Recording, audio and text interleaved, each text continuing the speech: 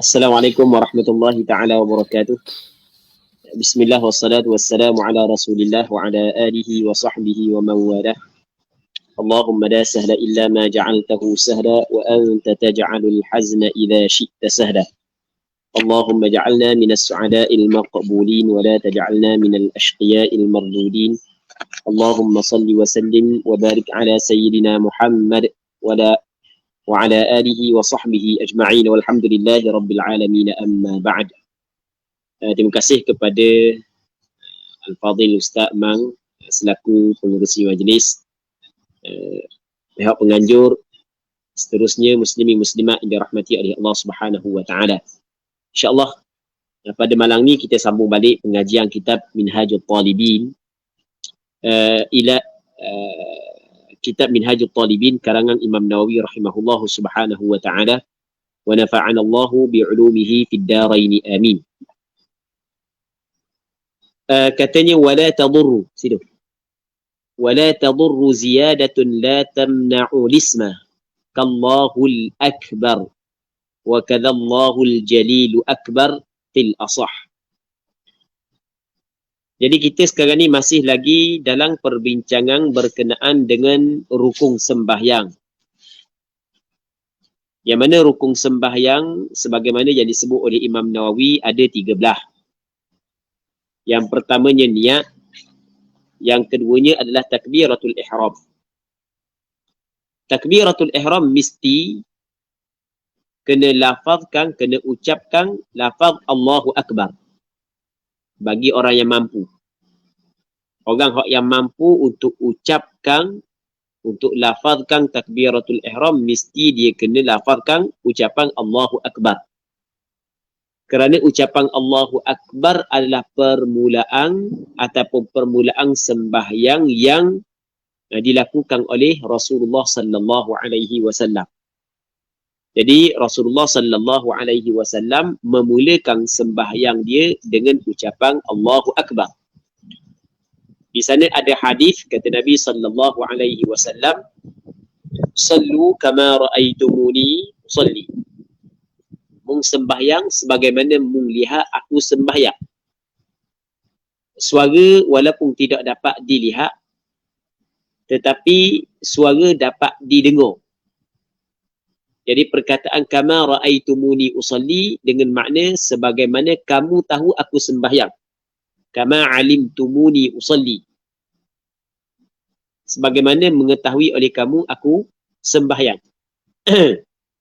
Jadi apabila Rasulullah sallallahu alaihi wasallam memulakan sembahyang dengan lafaz Allahu Akbar, dan Rasulullah sallallahu alaihi wasallam menyebut wa tahrimuha takbir, maka mesti bagi orang yang mampu kena ucap Allahu Akbar. Itu maksud pengarang kita wa yata'ayyanu 'alal qadiri Allahu Akbar. Baik. Jadi kalau ada penambahan daripada lafaz Allahu Akbar, adakah ia mendatangkan ataupun memberi mudarat ataupun tidak? Maksud memberi mudarat di sini maksudnya merosakkan takbiratul ihram ataupun tidak? Maka kata ulama, jawapannya kadang-kadang penambahan di dalam takbiratul ihram ia merosakkan takbiratul ihram, kadang-kadang ia tidak merosakkan takbiratul ihram. Okey. Penambahan bagaimanakah yang tidak merosakkan takbiratul ihram? Iaitu penambahan yang sedikit yang tidak merosakkan makna dia, maka hak tu tidak merosakkan takbiratul ihram. Walaupun tak comel gitu, tapi masih lagi sah takbiratul ihram dia. Manakala penambahan yang banyak, penambahan hak yang boleh merosakkan makna, hak tu jelas tak jadi takbiratul ihram dia. Kata pengarang kita wala tadur ziyadatun la tamna'u lisma. La tamna'u lism. Dan tidak memberi mudarat. Maksudnya tidak memberi mudarat, maksudnya tetap dikirakan sah takbiratul ihram itu. Boleh faham? Itu makna tidak memberi mudarat. Tidak memberi mudarat oleh ziyadatun, oleh penambahan. Penambahan la tamna'u lisma. Penambahan yang tidak menghalang ia akan nama. Maksudnya nama dia tidak menghalang dipanggil takbiratul ihram. Masih lagi orang panggil, itu nama. Masih lagi orang panggil takbiratul ihram. Ada penambahan. Tapi penambahan dia itu masih lagi orang panggil takbiratul ihram. Itu tidak menghalang akan nama. Akan panggil takbiratul ihram. Al-isma ay ismat takbir. Contoh, lagu mana? Penambahan. Tapi dia tidak menghalang akan nama. Contoh, Kallahul Akbar. Dia kita tambah alif lam. Dia kita tambah dia. Dia kita tambah alif lam. Pada asalnya tidak ada alif lam. Dia kata Allahul Akbar. Bezanya Allahu Akbar dengan Allahul Akbar. Allahul Akbar ada alif lam. Allahu Akbar tidak ada alif lam. Hanya penambahan alif lam pada Al-Akbar, pada lafaz akbar, maka ia dikirakan penambahan yang tidak memberi mudarat. Kerana penambahan tersebut dia tidak menghalang daripada dipanggilkan sebagai takbiratul ihram. Okey, boleh faham? Dipanggilkan lafaz tersebut sebagai takbiratul ihram. Makna dia sama. Cuma kalau orang belajar dalam ilmu balaghah adalah sedikit perbezaan. Ada sedikit perbezaan Allahu Akbar dengan Allahul Akbar. Jadi kalau alif lam pada Al-Akbar, kalau kita pakai alif lam li ta'rif, alif lam mana maksudnya alif lam ma'rifah, alif lam ma'rifah, maka di situ ada hasar. Di situ ada hasar. Kerana kita dalam kaedah menyebut ma'rifatul tarafain tufidul hasr. Ma'rifah dua sudut. Mubtada ma'rifah, Allah ma'rifah kerana dia adalah alamiah. A'raful ma'arif ataupun a'raful ma'arif adalah lafzul jalalah. Manakala al-akbar khabar juga ma'rifah, maka kaedah menyebut ma'rifatul tarafain tufidul hasr. Ma'rifah dua tepi, mubtada dan khabar ma'rifah dia memberi faedah akan hasar, akan batas. Maksudnya Allah Ta'ala sahaja yang maha agung, maha besar. Baik. Tapi hak yang warid ataupun hak yang disebut oleh Rasulullah adalah Allahu Akbar, bukan Allahul Akbar. Satu, wa kadzallahul jalilu akbar. Dan seperti ini, seperti Allahul Akbar pada sudut tidak memberi mudarat.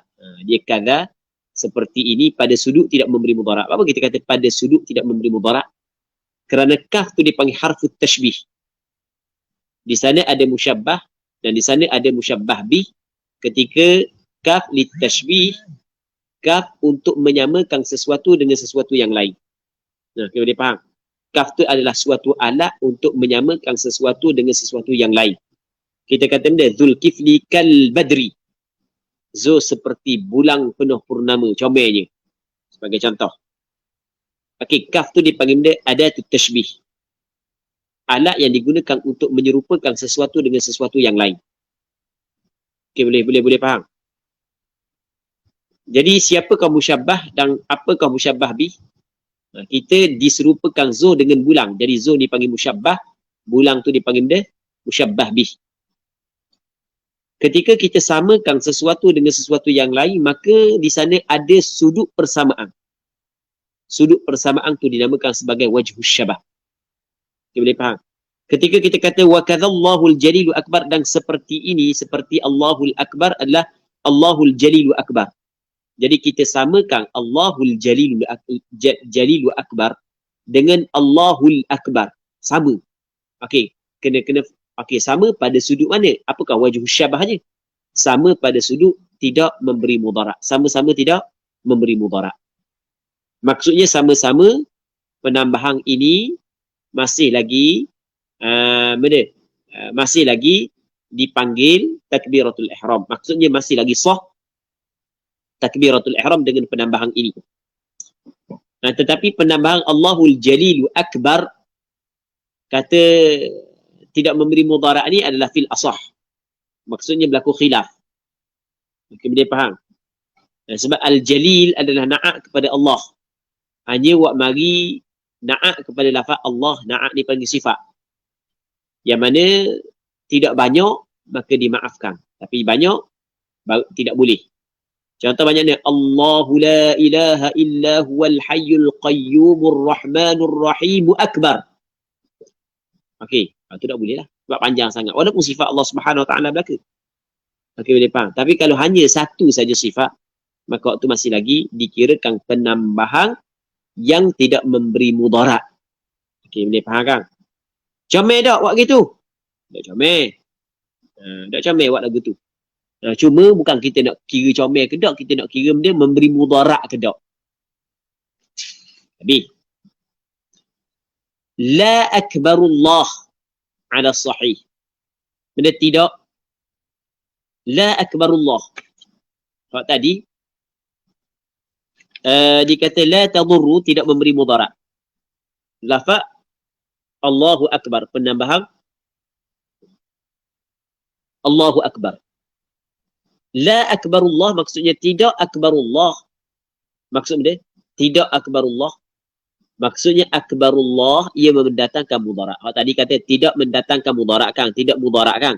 Kalau ni tidak mudarat. Maksudnya ia mendatangkan mudarat. Ataupun ia memberi mudarat kepada takbiratul ihram. La akbarullah, tidak akbarullah. Maksudnya ucapan akbarullah dalam takbiratul ihram ia memberi mudarat. Maksudnya tidak sah takbiratul ihram dia. Kerana perkataan akbarullah tidak dinamakan sebagai takbir. Dia takbir, dia kena kata Allahu Akbar. Kalau akbarullah, dia tidak dinamakan sebagai takbir. Sebab itu tidak sah. Tapi ala sahih. Di atas kaul yang sahih. Jadi bermakna muqabil sahih, dia kata lafaz akbarullah sah. Sebab dia? Sebab lafaz akbar khabar muqaddam, Allah i'rab dia adalah mubtada muakhar. Dalam penggunaan bahasa Arab biasa, dalam penggunaan bahasa Arab ditakdimkan khabar di atas mubtada. Atau penggunaan biasa, bukan penggunaan luar biasa. Jadi oleh kerana penggunaan biasa, susunan akbarullah dia sama dengan Allahu Akbar. Sama je. Okey, boleh faham kan? Tapi pandangan mu'tamad, pandangan sahih, Allah tidak memadai. Orang tak buat gini. Orang tak buat. Cuma ulama ketika membincangkan sesuatu masalah, dia buat benda asas kepada suatu permasalahan, maka dia akan mentafri'kan di atas permasalahan tersebut.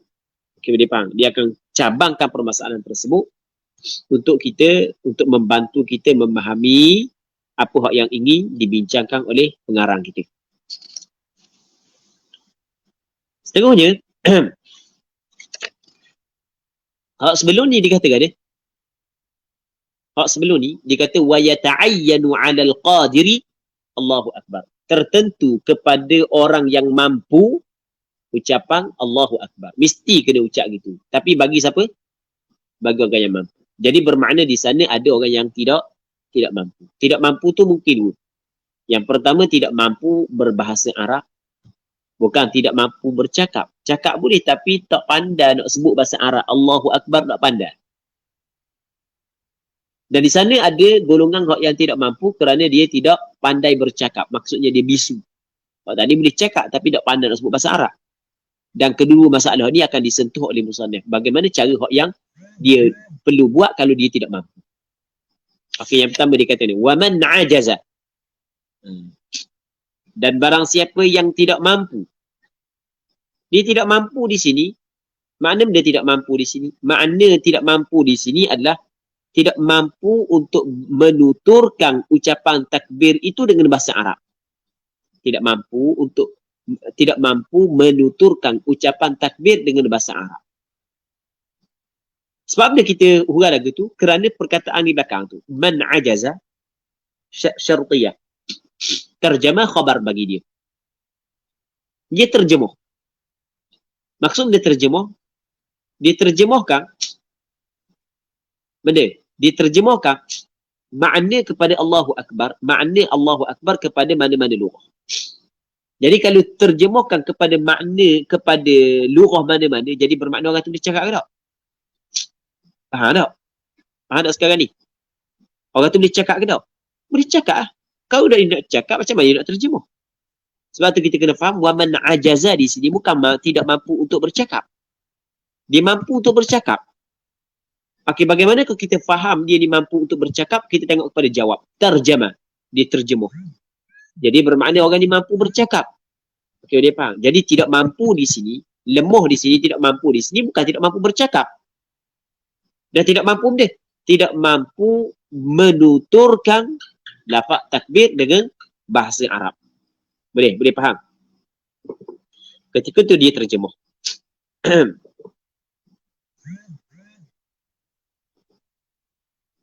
Lepas tu dia terjemuh dengan bahasa dia. Kata ulama, bi ayyi lughatin sya'. Dengan apa jua lugah yang dia kehendaki. Boleh faham? Dan masalah ni kita bincang dah 2 hari lepas kan?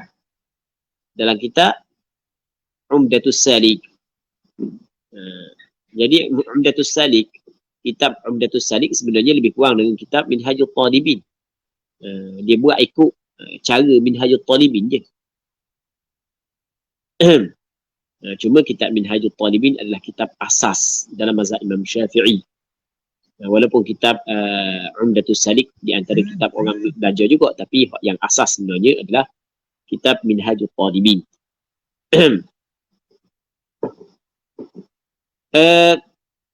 Jadi muslimin-muslimat yang dirahmati oleh Allah Subhanahu wa taala. Kata Imam Nawawi,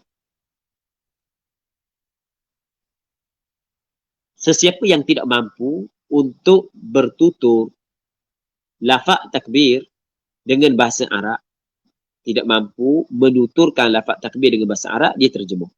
Terjemuh kepada bahasa dia, ikut bahasa dia. Jadi bukanlah maksud mesti dia kena terjemah bahasa dia sendiri. Tidak. Kerana selain daripada bahasa Arab, nisbahnya sama.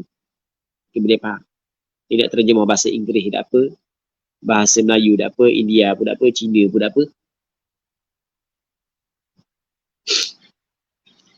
Wa man ajaza tarjam. Lepas tu, wa wajabat ta'allumu in qadar. Wajib dia belajar sekiranya dia mampu. Kalau dia mampu untuk belajar, wajib dia kena belajar. Faham? Wajib dia kena belajar. Dan belajar ketika ini adalah fardu ain kepada dia. Kerana kalau dalam bab ibadat, fardu ain dalam bab ibadat adalah sekadar untuk mensahkan ibadat dia. Okey, boleh. Jadi dia kena belajar. Wajib dia kena belajar. Kalau dia mampu lah.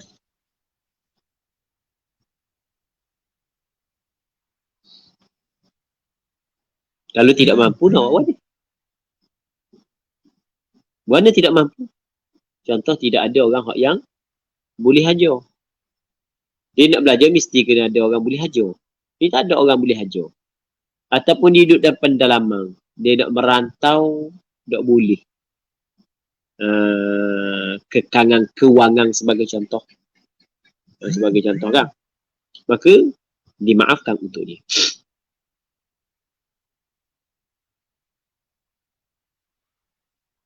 Katanya wa yusannu raf'u yadayhi fi takbirihi hadwa mankibayhi.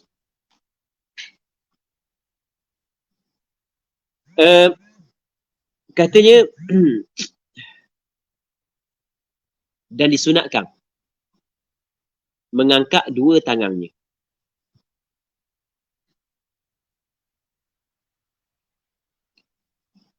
Disunatkan mengangkat dua tangannya. Jadi maksud dua tangan, dia asal perkataan yad dalam bahasa Arab. Start daripada hujung jari sampai ke bahu. Ni yad. Asal bahasa Arab. Okay, boleh faham? Asal yad dalam bahasa Arab, yadun, daripada ni sampai ke bahu. Tetapi perkataan mengangkat dua tangan di sini sebenarnya merujuk kepada dua kaf tangan. Mana dua kaf? Ni. Ni dua kaf tangan. Sunat dia mengangkat dua kaf tangan. Okey, boleh faham? Akak ni. Baik. Tapi memanglah lengang pun terangkat juga, tapi terangkat sikit lah. Tidak sama. Hak yang diangkat saat itu, hak yang bertentangan dengan telinga dia adalah kaf sahaja. Bukan semua. Kalau semua nak awak ni, tangan dan telinga macam ni. Gitu. Awak ni, tak boleh nak awak. Awak ni, kan ni? Nak bertentangan sini. Sebab itulah, yadai sebenarnya adalah kaf. Maksudnya, wa yusannu raf'u yadaihi ay wa yusannu raf'u kaffaihi. Sunat dia mengangkat dua kaf ni. Fi takbirihi, pada takbirnya, takbiratul ihram, sunat diangkat hadwa mankibaih, bertentangan dengan mankibaih. Ni mankibaih, bertentangan dengan benda mankibaih. Maksudnya mankibaih, bahu dia. Okay, boleh faham? Bertentangan dengan bahu dia. Baik, sunat diangkat bertentangan dengan bahu. Kerana di sana ada hadis yang dikeluarkan oleh Imam Bukhari dan Muslim daripada Abdullah bin Umar. Kata Abdullah bin Umar, annahu sallallahu alaihi wasallam kana yarfa'u yadayhi hadwa mankibaihi idza iftataha as-salah. Rasulullah sallallahu alaihi wasallam mengangkat dua tangannya bertentangan dengan mangkibnya apabila dia mula untuk sembahyang. Apabila dia masuk sembahyang, dia mengangkat dua tangan bertentangan dengan bahu. Baik. Kaf bertentangan dengan bahu. Di sana ada hadis yang lain ataupun riwayat yang lain menyebut bahawasanya mengangkat tangan saat itu bertentangan dengan cuping telinga. Dia bertentangan dengan telinga. Maka mazhab Imam Syafi'i dia menggunakan maslak ataupun cara al-jam', menggabungkan dua hadis. Hadis yang mengatakan bertentangan dengan bahu dan hadis yang mengatakan bertentangan dengan telinga sebenarnya tidak berlaku pertentangan. Hak yang kata bertentangan dengan bahu disebut kepada tapak tangan, yang mengatakan bertentangan dengan telinga disebut kepada hujung jari. Jadi hujung jari ni bertentangan dengan atas telinga. Bukan mesti gitu, bukan mesti gitu. Bertentangan sahaja. Okey, boleh faham? Bertentangan. Lepas tu, kaf bertentangan dengan bahu. Baik. Dan hak yang paling sempurna, hak yang paling comel adalah jari kita buka sikit. Bukan rapat ni rapat. Ni buka. Buka sikit, jangan buka gitu. Jari kita buka sikit. Lepas tu, condong ke depan sikit. Maksudnya belok. Gitu. Bukan belok sangat. Bukan gitu. Ini yang paling comel. Lepas tu kita hadap kepada kiblat. Allah. Gini. Allahu Akbar. Cuba dia faham. Katanya wal asahu raf'uhu ma'abtidaih. Dan kaul yang asah adalah mengangkatnya. Al-asah, kaul yang asah ay fi zamani raf'ihi, pada masa mengangkat dua tangan saat itu, adalah raf'uhu, mengangkatnya, ma'abtidaihi, bersama dengan permulaan takbir. Kerana Rasulullah sallallahu alaihi wasallam buat begitu. Maksudnya masa angkat tangan tu bila? Di sini berlaku perbezaan pandangan di kalangan ulama. Pandangan al-asah adalah angkat saat itu adalah bersama dengan permulaan takbir. Okey, tidak bersama permulaan takbir. Permulaan takbir A. Jadi tangan kita nak bawa A, tangan kita mula gerak. Allah. Okey. A, tangan kita mula gerak. Dia ada beberapa pandangan. Ada pandangan yang mengatakan begini. Akak dulu tangan. Akak dulu tangan, tangan duduk sini, baru ucap Allahu Akbar. Tapi ini bukan pandangan mu'tamad. Okey, kita benda. A, boleh gerak tangan. Allah. Baru akak. Allahu Akbar. Dan ada pandangan, benda. Akak dulu tangan. Allahu Akbar. Okey, ini permulaan. Begitu juga, sani kan permulaan kan. Ibtida'i takbir. Angkat tangan bersama dengan permulaan takbir. Saat ni angkat, dah letak bila letak? Letak juga berlaku khilaf. Berlaku khilaf. Pandangan mu'tamad mengatakan letak saat itu apabila habis takbir. Bar letak tangan. Namun di sana ada pandangan yang mengatakan letak saat itu adalah kemudian. Maksudnya bukan bar, kemudian. Tak tangan ni Allahu Akbar baru letak. Ada juga Allahu Akbar baru letak. Pun ada juga. Dia ada beberapa pandangan lah. Ini cuma kita bincang ni yang paling comel sekali.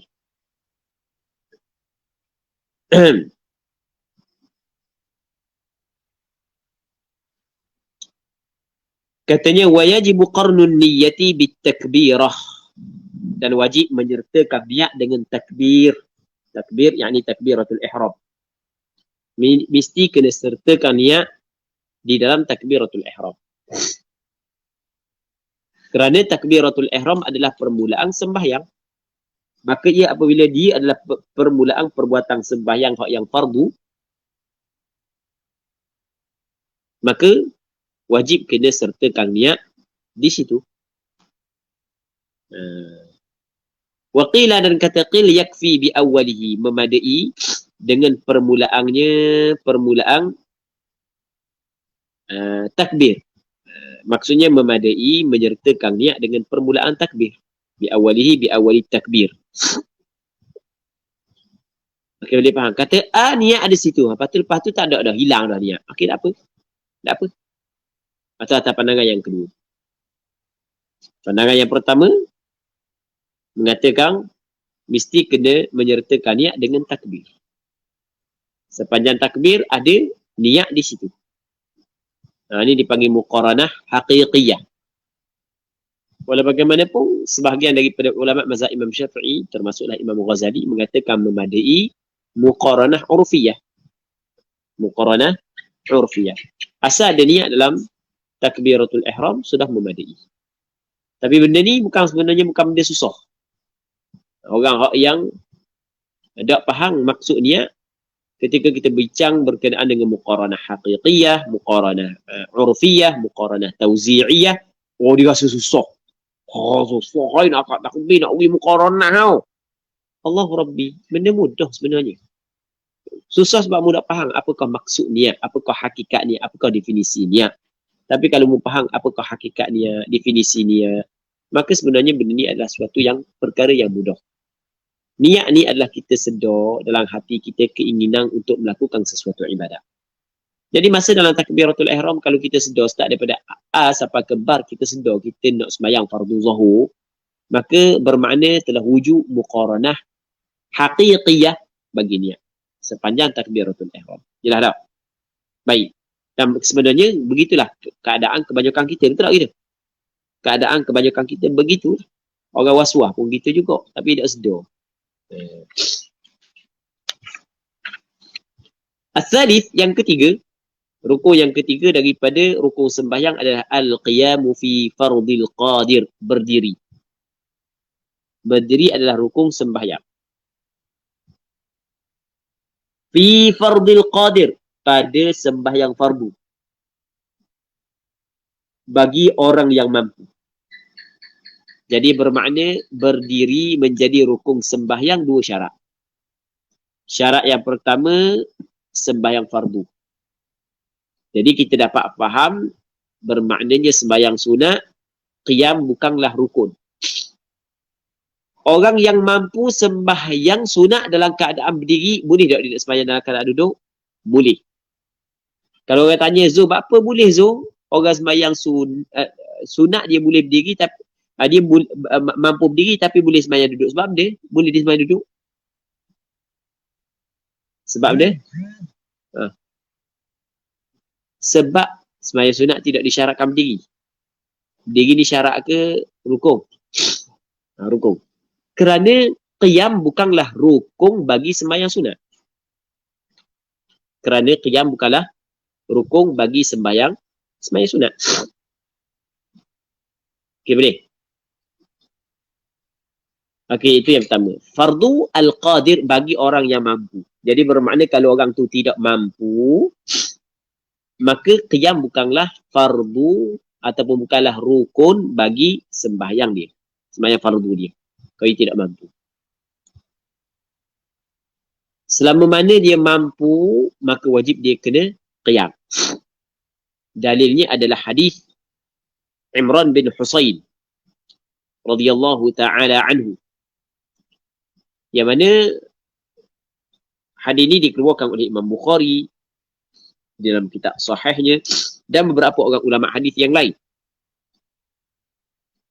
Yang mana kata Imran bin Husain, kanat bi bawasir. Ada pada aku penyakit buasi. Fasa'altu Nabiyya sallallahu alaihi wasallam 'anis salah. Lalu aku bertanya Rasulullah tentang sembahyang. Dia ada sakit buasi, sakit teruk lah. Lepas tu dia pergi jumpa dengan Rasulullah. Dia tanya Rasulullah tentang sembahyang. Dia nak benda kan ni? Dia nak benda. Nak cari benda, jumpa dengan Rasulullah, tanya tentang sembahyang ketika dia sakit buasi. Nak cari kelonggaran untuk dia. Mana kita tahu ada kelonggaran. Maka cuba kita tengok apa yang Rasulullah jawab. Salli qa'imah. Hendaklah sembahyang dalam keadaan berdiri. Rasul kata ni, salli qa'imah. Hendaklah mu sembahyang dalam keadaan berdiri. Salli fi'il amar. Fi'il amar menunjuk di atas wajib. Wajib mu kena sembahyang dalam keadaan berdiri. Walaupun mu ada penyakit buasi, tetap wajib mu kena sembahyang dalam keadaan berdiri. Sebab itulah tidak cermat kalau kita kata orang sakit dia boleh sembahyang fardu dalam keadaan duduk. Itu tak cermat. Tak cermat. Tidak betul ataupun tidak tepat. Jadi kalau orang tu sakit dia boleh sembahyang fardu dalam keadaan duduk. Betul tak gitu? Tidak. Sebab anda tidak, kerana Imran bin Husain ada sakit. Sakit penyakit buasi, penyakit teruk. Penyakit buasi ni sakit. Tapi Rasul suruh dia sembahyang berdiri ke duduk? Rasul tetap suruh sembahyang berdiri. Seolah-olah dapat kita fahami daripada hadis ini bahawasanya walaupun mu sakit boleh mu duduk. Sakit bukanlah perkara yang mengharuskan mu duduk. Boleh. Itu kita kena faham daripada hadis. Sebab Imran bin Husain kabul lagu mana? Kanat bi bawasir. Fasa'altu Nabiyya sallallahu alaihi wasallam 'anis salah faqal salli qa'imah. Mu kena sembahyang dalam keadaan berdiri. Jadi kita dapat faham dia. Dapat faham bahawasanya seolah-olah Rasul kabarnya sakit sekalipun tetap kena sembahyang dalam keadaan berdiri. Sakit ia bukan boleh menggugurkan. Semata-mata sakit bukan menggugurkan kewajipan ataupun fardu berdiri di dalam sembahyang fardu. Faham? Faham lagi? Lepas tu kata Rasulullah, فَإِنْ لَمْ تَسْتَطِعْ فَقَاعِدًا. Kalau tidak mampu berdiri, sembahyang dalam keadaan duduk. Okey, bila kau boleh bertukar kepada duduk? Ketika tidak mampu. Jadi kena kata bukan semata-mata sakit, boleh sembahyang fardu dalam keadaan duduk, tetapi kena kata sakit yang menyebabkan dia tidak mampu untuk berdiri, barulah boleh dia sembahyang dalam keadaan duduk. Okey, boleh faham? Orang tidak mampu berdiri, dia boleh sembahyang fardu dalam keadaan duduk dengan kesepakatan ulama berdasarkan kepada hadis riwayat Bukhari dalam kitab Sahih. Okey, boleh? Faham? Ini sepakat ulama. Namun dalam mazhab Imam Syafi'i menyebut bahawasanya orang yang mampu berdiri tetapi dia perlu menanggung masyaqqah azimah, kesusahan yang besar, kesusahan yang teruk, maka dia mengambil hukum. Faham? Dia mengambil hukum maksudnya sama juga dengan hukum orang yang tidak mampu berdiri. Dia mampu berdiri tetapi perlu menanggung kesusahan yang cukup teruk kalau dia berdiri. Bukan nak berdiri boleh je, tapi teruk lah sikit. Maka ketika tu boleh dia duduk. Habis. Katanya wa syartuhu nasbu faqarihi, dan syaratnya, syarat berdiri adalah menegakkan faqar, tulang belakangnya. Faqar tulang belakang dia. Ia bukan fikar. Faqar. Fikar lain. Menegakkan tulang belakang ni. Itu faqar. Tegakkan tulang belakang. Fa in waqafa munhaniyan aw ma'ilan. Kalau jika dia berdiri munhaniyan. Munhaniyan ni bongkok ke depan ke, bongkok ke belakang ke tidak. Berdiri dalam keadaan bongkok. Bongkok munhaniyan ni makna bongkok. Hal keadaan dia orang yang bongkok. Maksudnya dia tidak membetulkan tulang belakang ni. Munhaniyan dah kira ke depan ke, bongkok ke belakang dah kira. Au ma'ilan. Ataupun sengit ke kanan ke kiri ke. Dia tidak ma'ilan. Sengit ke kanan, sengit ke kiri. Dia tidak sengit mandi. Ke tak erti sengit? Sengit. Baik. Jadi bokok ke depan, bokok ke belakang, sengit ke kanan, sengit ke kiri. Itu makna ma'ilan. Bihaithu la yusamma qa'iman. Sekira-kira tidak dipanggil akan dia orang yang berdiri. Orang tak kata dah dia orang berdiri gitu. Kalau nampak bokok ke depan sikit, ataupun bokok ke belakang sikit, tapi masih lagi namakan orang berdiri. Memang nampak sengit ke kanan, tapi tak sengit ke kiri, tapi nampak orang kata masih lagi berdiri. Ketika itu tak ada masalah. Maksudnya masih lagi sah. Tapi kalau tidak dinamakan dia sebagai orang berdiri, lam yasihha. Tidak sahlah ia al-qiyam. Okay, boleh faham? Tidak sah al-qiyam. Sikit-sikit tak ada masalah. Kan ada jenis orang kan. Ada semayang tengok lagu tu. Gitu. Betul-betul sengit. Nak baca kan. Khusyuk kan. Betul-betul sengit. Jadi kita tengok. Uruf kata, berdiri lagi lah. Okey, sah lagi lah. Ada orang yang jenis bokok sabuk. Teruk nak bokok sabuk. Nak buat bokok gitu. Tapi orang kata, berdiri lagi lah. Sah. Ada orang dia jenis berdiri dari depan gitu. Okey, boleh faham? Itu dah dari depan gitu.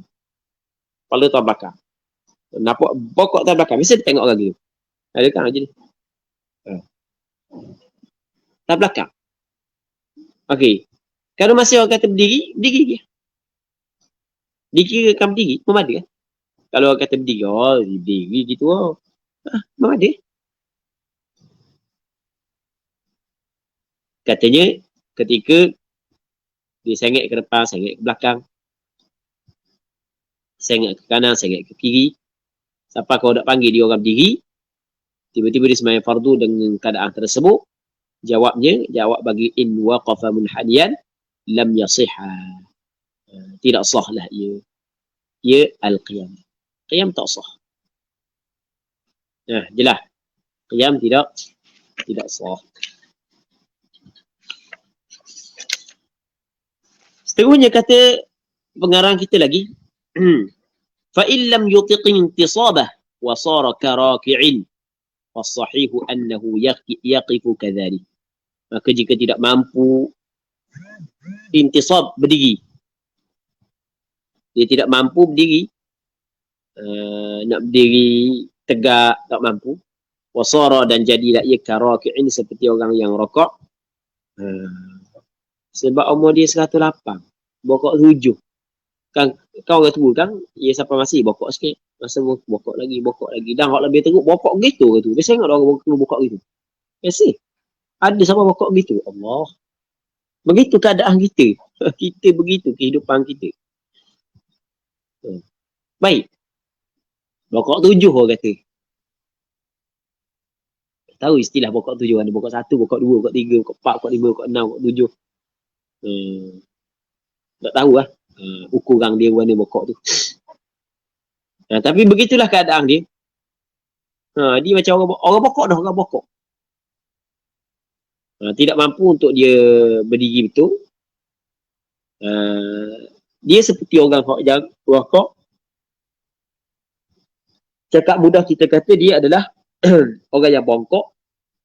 Fasahihu, maka pandangan yang sahih, annahu yaqifu kadzalik, bahawa dia saat itu berdiri seperti demikian. Tetap dia kena berdiri dalam keadaan begitu. Faham? Lepas tu, dia nak rokok lagi. Wa yazidun hina'ahu li ruku'ihi in qadar. Dan menambahlah ia akan tunduknya untuk rokoknya jika dia mampu. Jadi kalau dia nak rokok, dia tunduk bawah sikit.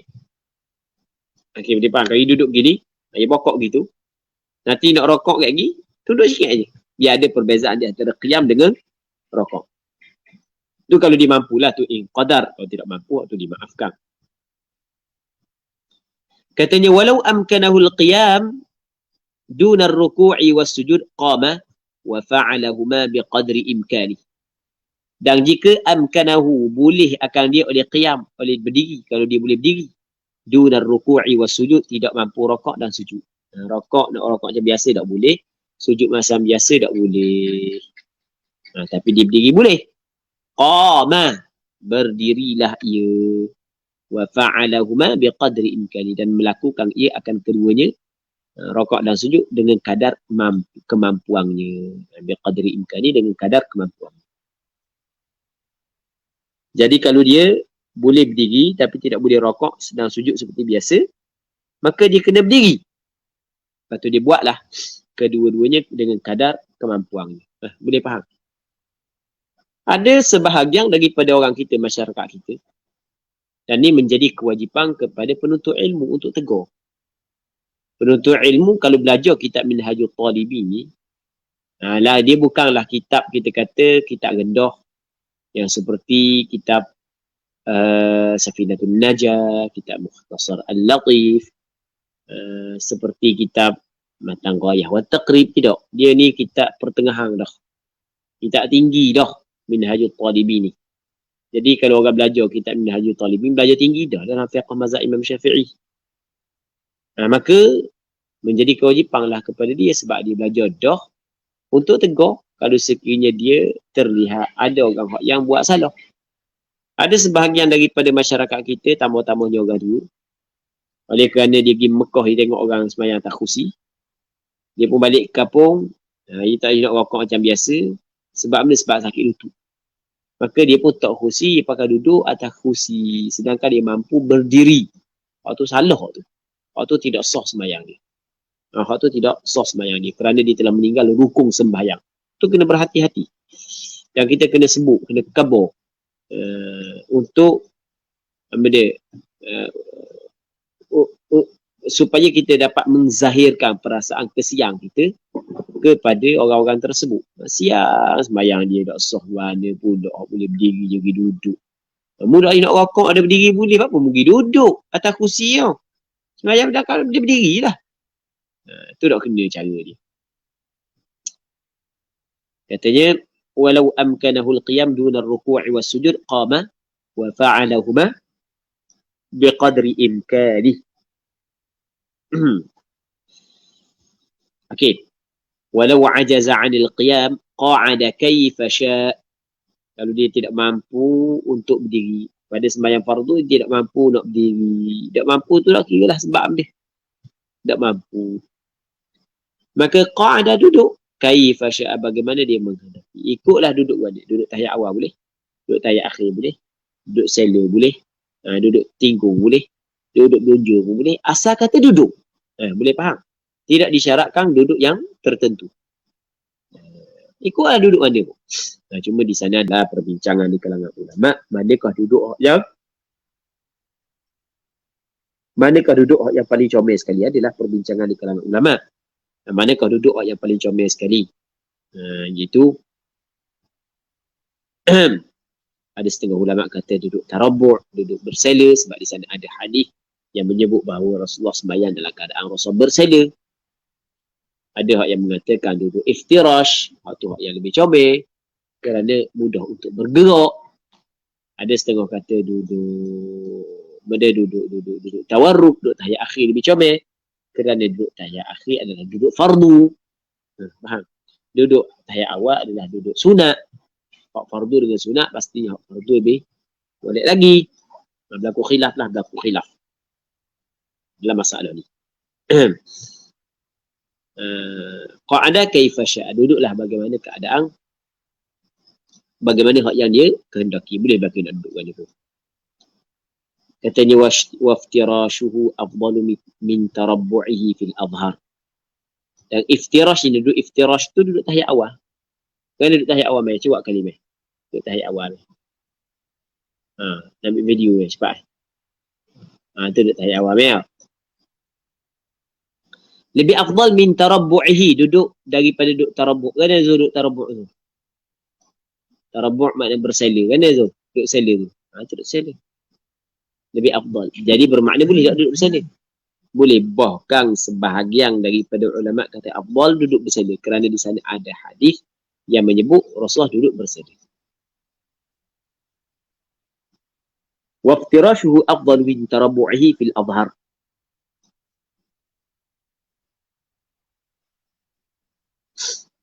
Okey, Abi.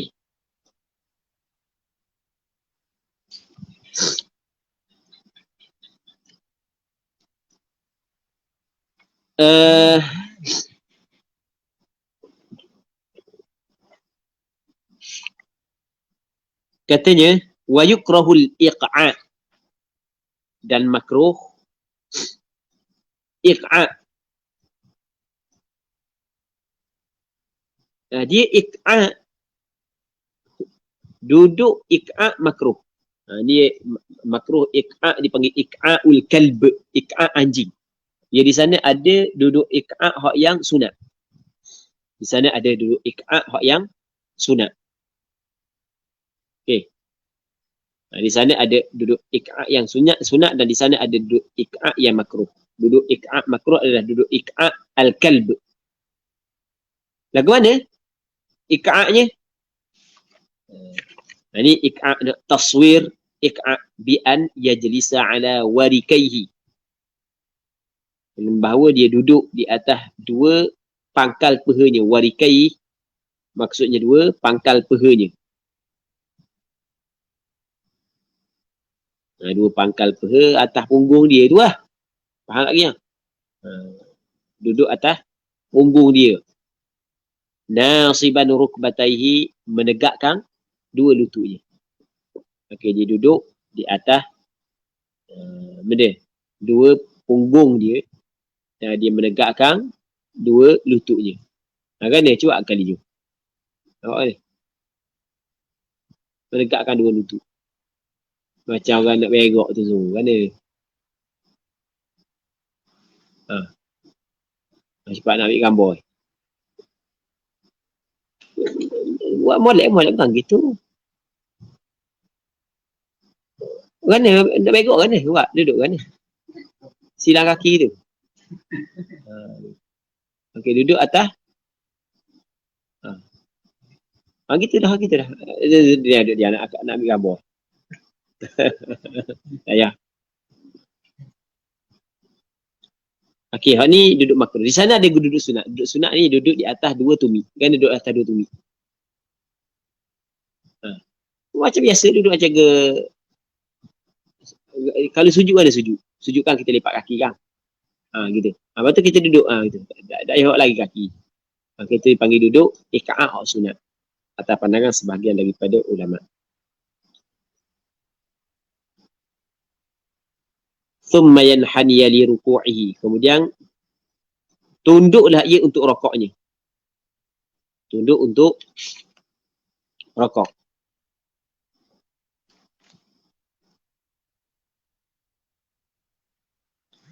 Bihaitsu tuhadi jabhatuhu ma qaddama rukbatayhi. Sekira-kira bertentanganlah oleh jabhahnya, oleh dahinya, apa hak yang ada di hadapan dua lututnya. Ma qaddama rukbatayhi, apa hak yang di hadapan dua lututnya. Okey, mana tu? Itu untuk rokok mana? Cuba tengok. Zul, ambil kasut sikit. Zul nak buat. Sebab kita nak tunjuk gambar. Okey.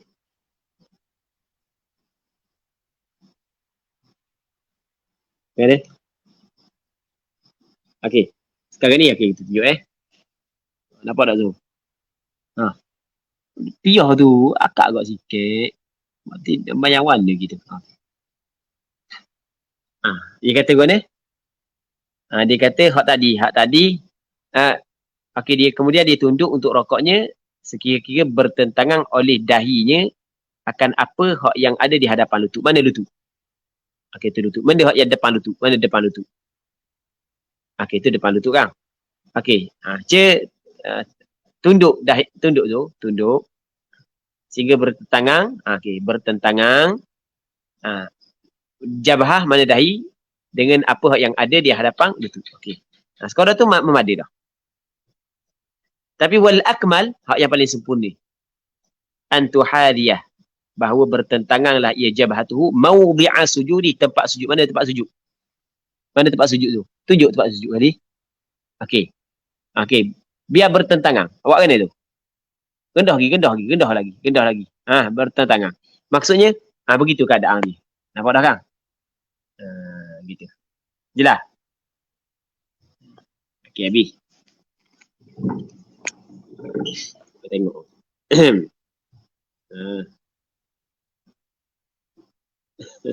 Malum dia kat tu. Bukan program cari jodoh malu-malu. Ngaji ya.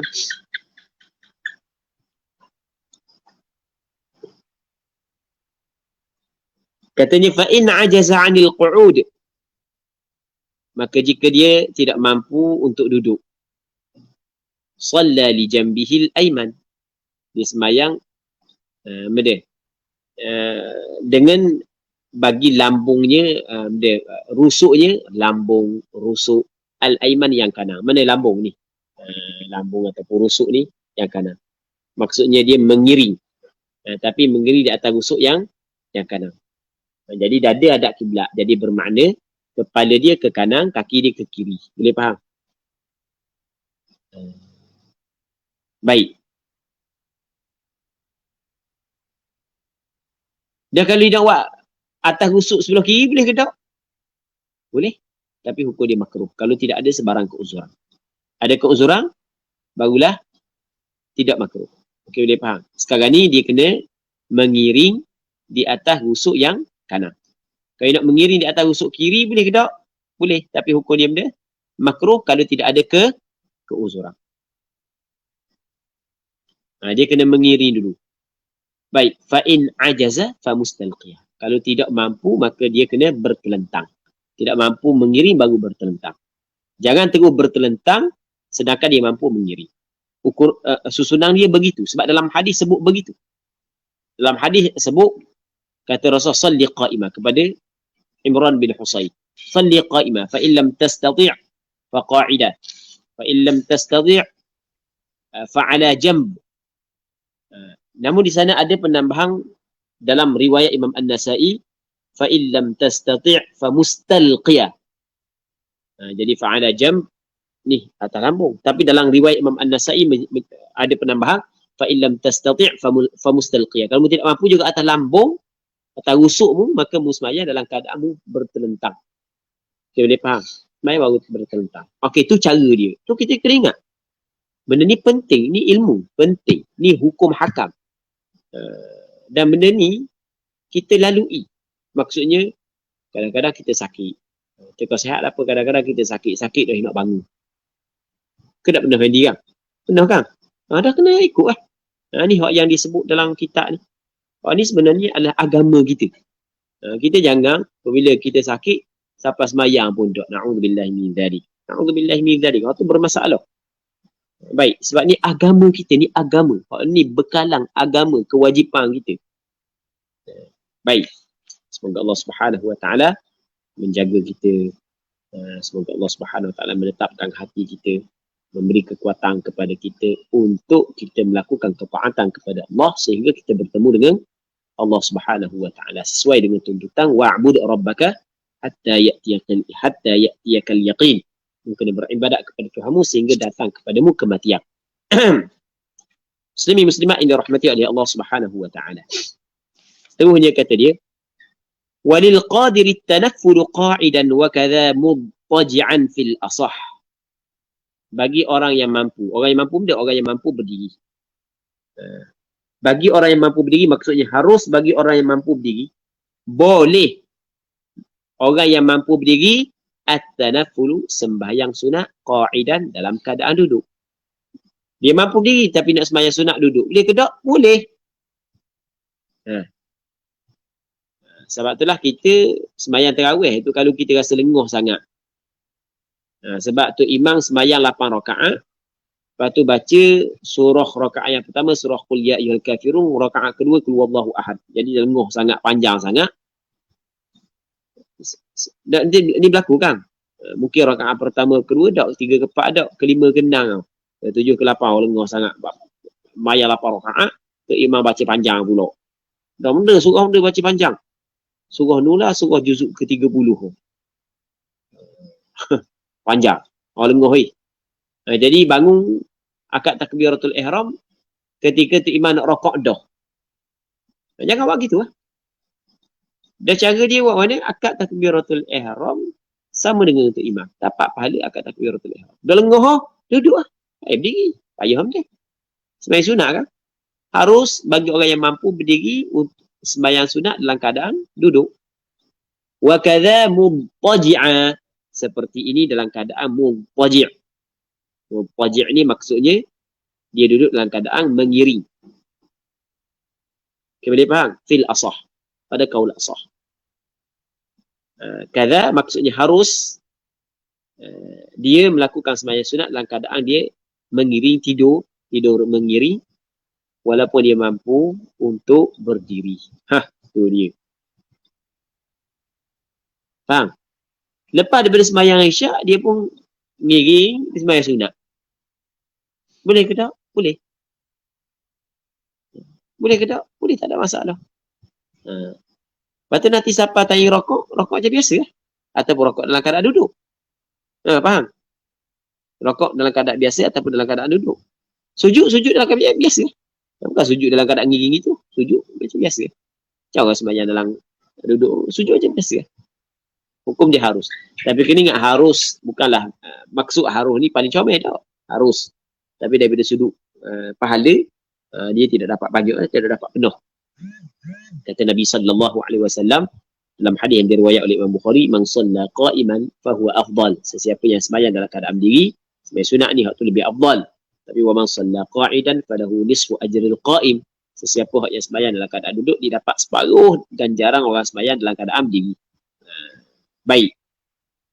Wa man shalla na'iman falahu nisfu ajril qa'id. Orang yang sembahyang dalam keadaan tidur, maka dapat baginya separuh ganjaran orang sembahyang duduk. Sikit je lah boleh.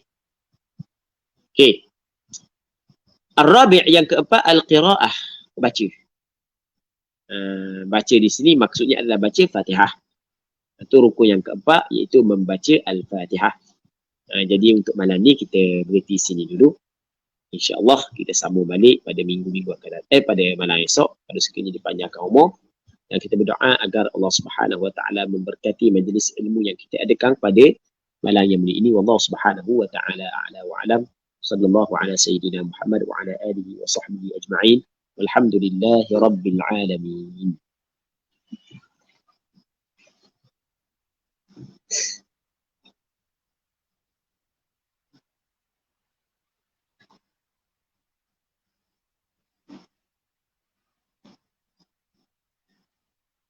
Tak bunyi Ustaz Man? Alhamdulillah. Terima kasih diucapkan kepada Al-Fadhil Ustaz di atas talaki online kita pada malam ini. Dan terima kasih juga kepada anak-anak murid Ustaz yang ada depan tu. Sebab bagi contoh kehidupan pada malam ini. Pemalu orangnya. Ada beberapa soalan Ustaz. Boleh. Kita jawab malam esok tau. Ke nak jawab malam dulu ya? Malam esok apa? Ambil akan kumpul soalan-soalan ni dan kita akan jawab malam esok insyaAllah. Jadi, ya, boleh. Terima kasih kepada Al-Fadhil Ustaz dan terima kasih kepada semua yang join kelas kita pada malam ni. Dan tidak lupa juga kepada yang share dan juga yang komen. Yang kongsi dengan komen di ruangan komen ni. Mudah-mudahan mendapat ganjaran di sisi Allah Subhanahu Wa Taala. Jadi, marilah sama-sama kita tangguh majlis kita pada malam ini dengan tasbih kafarah dan suratul Asr. Subhanakallahumma bihamdik asyhadu an la ilaha illa anta astaghfiruka. Bismillahirrahmanirrahim. Al-'asri innal insana lafi khusr illa alladhina amanu wa 'amilus salihati wa tawasaw bil haqqi wa tawasaw bis sabr. Assalamualaikum warahmatullahi wabarakatuh. Waalaikumsalam warahmatullahi taala wabarakatuh.